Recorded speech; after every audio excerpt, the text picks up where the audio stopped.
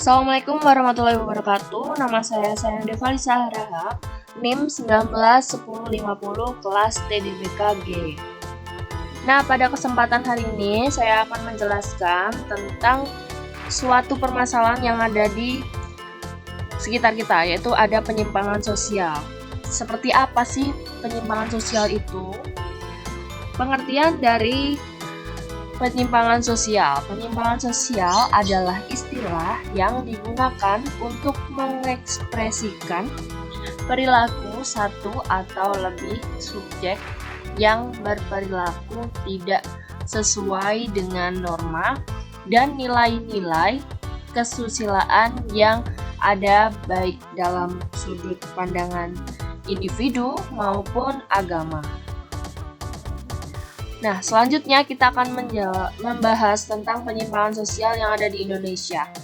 Jadi dalam beberapa tahun terakhir ini, penyimpangan sosial di Indonesia itu memiliki kenaikan yang sangat drastis dari 2016 sampai dengan 2020. Selanjutnya kita akan membahas tentang ciri-ciri penyimpangan sosial.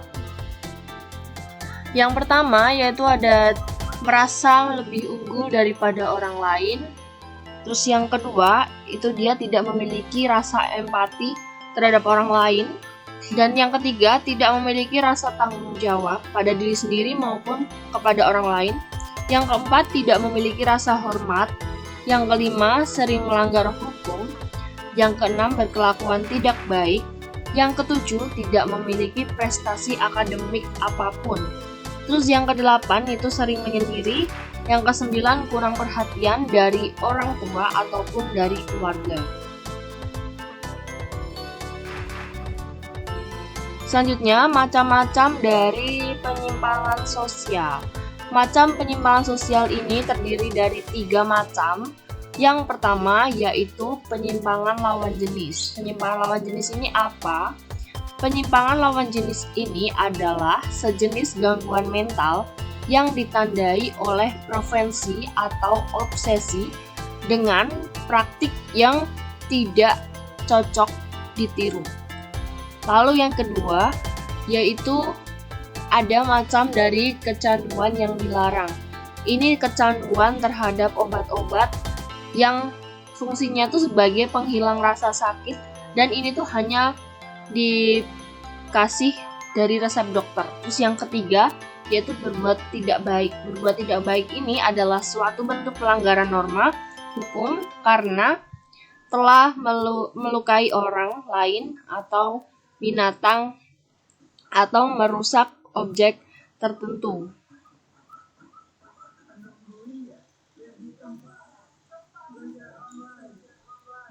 Nah, yang selanjutnya kita akan membahas tentang faktor-faktor gimana sih bisa terjadi penyimpangan sosial. Yang pertama ada media massa. Seorang akan lebih mudah berpengaruh jika tidak pintar mengelola informasi yang diterima, sehingga ketika mendapatkan informasi baik atau buruk akan merubah pemikiran seseorang tersebut dan bisa menjadi salah satu faktor penyimpangan ini terjadi karena dia tidak bisa menyaring informasi tersebut. Terus yang kedua yaitu ada lingkungan. Yaitu faktor lingkungan ini sangat berpengaruh bagi kehidupan sehari-hari manusia. Secara tidak sadar, seorang pun menjadi kebiasaan apa yang dilakukan oleh tetangga atau teman sekitar, sehingga untuk lebih baik memilih teman atau lingkungan yang positif. Yang ketiga yaitu ada faktor dari sekolah. Faktor dari sekolah ini yang harus diwaspadai supaya tidak terjadi penyimpangan pada sekolah, maka berhati-hati memilih sekolah dan yang harus positif ya.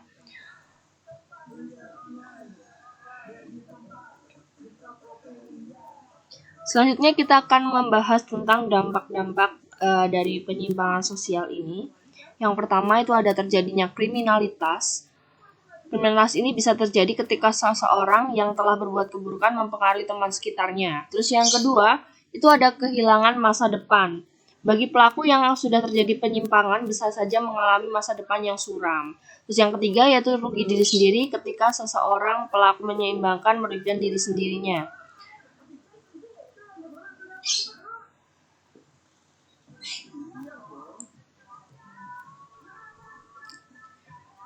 Baik, selanjutnya kita akan membahas tentang contoh dari penyimpangan sosial.